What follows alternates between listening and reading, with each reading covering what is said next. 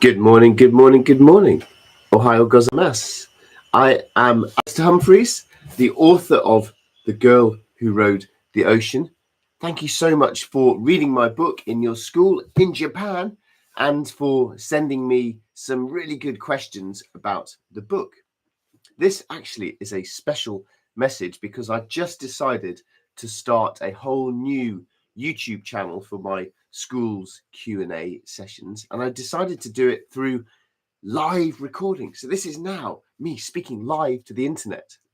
But because it is my first ever video for a brand new YouTube channel, there are currently 0 viewers. So you are the only people watching this, and you've asked me some fantastic questions. So arigato gozaimasu. Thank you very much to your fantastic teacher, Mr. Gray-san, and he has sent me your questions. So I'm just going to get straight. I have not read your questions, so there will be a surprise to me. Okay, Hotaka says, where is the most beautiful place you have visited on your adventures so far? Well, Hotaka, the most beautiful place I've visited, of course, is Japan. I visited Japan when I cycled around the world. Let me show you that book.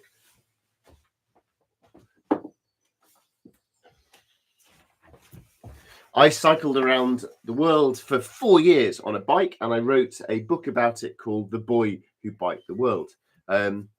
This book is about rowing the Atlantic Ocean. I rowed across the Atlantic Ocean myself, and then I changed the story to be about a young girl. And I know some people don't like that it's not realistic because, of course, a young child couldn't go and row the ocean. You guys are actually probably quite old for the normal readers of the book because you're reading it in a second language. So I wanted to write it for young English readers, really. That was my first thinking of the book. And I can see how it's maybe a bit unrealistic, but I did the same thing here. I cycled around the world for 4 years, and then I wrote a book where a young boy somehow gets permission from his family to go and cycle around the world. And sorry, to actually now answer your question, Hotaka, where's the most beautiful place? I said Japan, but I really did love Japan. I spent 3 months cycling the whole way down Japan, and I really, really loved it. It's such an interesting, unusual place. It's very different to lots of other places that I've been, and I found that so interesting. Akinori says, what's the most useful skill in the trip? I think the most useful skill, I'm about to start talking about the cycling around the world. I was going to say the most useful skill for cycling around the world is being able to speak to people and to speak to people in different languages. But I forgot, we're talking about this book. Right, most useful skill here would be patience, and when something bad happens to you, you can't control when something bad happens to you. The only thing you can control is how you react, how you respond to that. So choosing your attitude, choosing to be calm. I think that's the most important thing about an adventure like this. Anna says, what's your favorite view considering all the places you've been? This is an interesting question because I've just been reading in the newspapers in England that in Japan, there are too many tourists looking at Mount Fuji. So in one town, they are blocking off the view. So that was interesting. My favorite view, wow. I think my favorite view was Table Mountain in South Africa. And this is the reason. When I set off from England to cycle to South Africa, I thought I would never make it to the end of Africa. It was so far. But I used to imagine, as I was cycling, I thought, imagine one day I will see Table Mountain. I wonder when I'll see that mountain first. And so when I finally first saw Table Mountain, that was a really special moment for me. Koke says, what was your most memorable experience in Japan? Oh, Japan is so different to Europe and to North America and to everywhere. That's what I love about it. It's so different. Gosh, I have so many memorable experiences. I loved going to watch the sumo wrestling. That was amazing. The kindness of people. I tell you what, you will all think is crazy. Is that when I was in Hokkaido and it was very cold. It was about minus 20 degrees, and so one night I was so cold that I decided to sleep in a public toilet. Now I know that is a disgusting thing to do, and in Britain I would never sleep in a public toilet. But this public toilet in Japan was so clean, and it was very warm, and it had lights, and there was running water, and of course a toilet. It was like a tiny hotel room and so much nicer than my tent. Haruka, do you feel happy about your trip or do you regret it? Wow. I do not regret it at all. Definitely not regret it. Do I feel happy? Yeah, I feel proud to have done it. It has made my life really interesting. But sometimes I think it's made my life difficult because sometimes I find it hard to accept normal life now when I'm dreaming of adventures and traveling. So I think it's made my life more interesting. Let's say that. Yuria, what interests you most about your trip? What interests me most is definitely the people, meeting different people in different places. Koharu, have you lost weight while traveling? Well, yeah. Okay. So when I rode across the ocean, I definitely lost weight on that trip. If you do lots of exercise and don't eat lots of junk food, then you start to lose weight. Not easy, but very simple. Cycling around the world, again, so much exercise, eating pretty healthy food. But actually, on this trip, I actually put on weight because for the first time in my whole life, I got some muscles. So I was actually a bit heavier by the end of cycling around the world. Erin, if you could go back to your first adventure, would you change something like the things you bring? I wouldn't change the things that I bring because that doesn't matter too much. The most important thing you bring on an adventure is your attitude. So I would go back and change my attitude a bit to make myself slow down, relax, look around. Don't be always rush. Amane, what was the most dangerous experience you had? I think the most dangerous experience on an ocean is storms and the risk of capsize, and the most dangerous.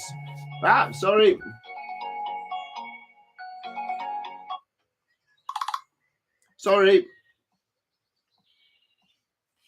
Hello, Mum. Good morning. I'm fine, thank you. Are you well? Yeah. Sorry, I'm just on a YouTube live chat to a school in Japan. I know. Can I phone you back? Okay. Bye-bye. Love you. What I should have said, of course, is moshi moshi. What was the question? It was, dangerous experience. Dangerous experience on the bike is just road traffic, busy roads with crazy cars. That's, again, it's out of my control. Shintong, if you feel homesick or sad, how do you solve the problem? Yeah, feeling homesick is really hard. I would phone home to my family. Sometimes I just needed to take a day off from the biking to just stop somewhere and rest for a day, and that would make me cheer up a bit. But yeah, it is hard getting lonely and homesick on adventures. Atsuya, what was your best memory in the adventure? Gosh, my best memory on the ocean would be the sunrise, the early morning sunrises. That's beautiful in the middle of an ocean. And of course, seeing a whale. You're rowing along and whoosh, a whale comes. Wow, amazing. I think that would be my favorite memory for that. Hirotaki, which country would you like to go to again? So I honestly would love to go to Japan again. Look, I have my Japanese coffee cup here. Very dirty. I really would like to go back to Japan, but I've been to about 90 countries. So that means there's more than 100 countries I've never been to. So before I start going back to old countries, I need to go to some new places. I'd love to go to New Zealand and Nepal, for example, and Korea. I've never been there either. Loads of different places, but one day, hopefully, back to Japan. Sayuri, what's been the most inspiring part of your journey?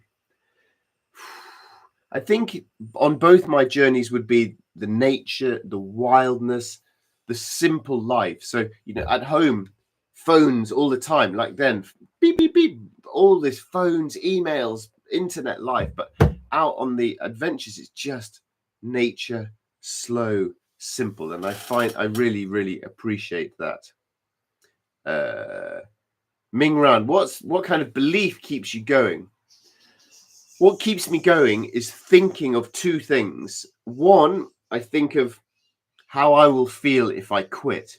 If you quit for a little time, you think, yes, relax. But then you start to feel not so good. But if you think about success, getting to the end of the journey and how good that will feel, then the difference between the quitting feeling and the succeeding feeling, suddenly this difference is really big. And that makes me think, yes, this is hard, but it's worth keeping going. Yukras about danger. We've had that for the cars and the storms. Zirui. I'm sorry if I'm saying your name wrong. Zirui. How do you describe your physical fatigue during your bike journey? Well, cycling around the world is not very tiring because when you start, you're not very fit, so you don't cycle very far, but every day you get a bit fitter and a bit stronger and you can cycle further. So honestly, anybody could cycle around the world. You just ride a bit and you get stronger and stronger. The physical side was really surprisingly quite easy. Shiori, what's the next goal you want to achieve? My adventures have changed quite a lot from big adventures around the world to now I've been trying to encourage people to explore locally to where they live. I've just written a new book. It's called Local, and this is spending one whole year on the map where I live. So this is where I live.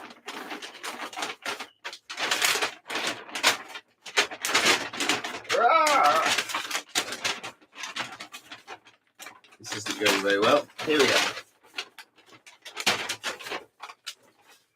This is the map where I live.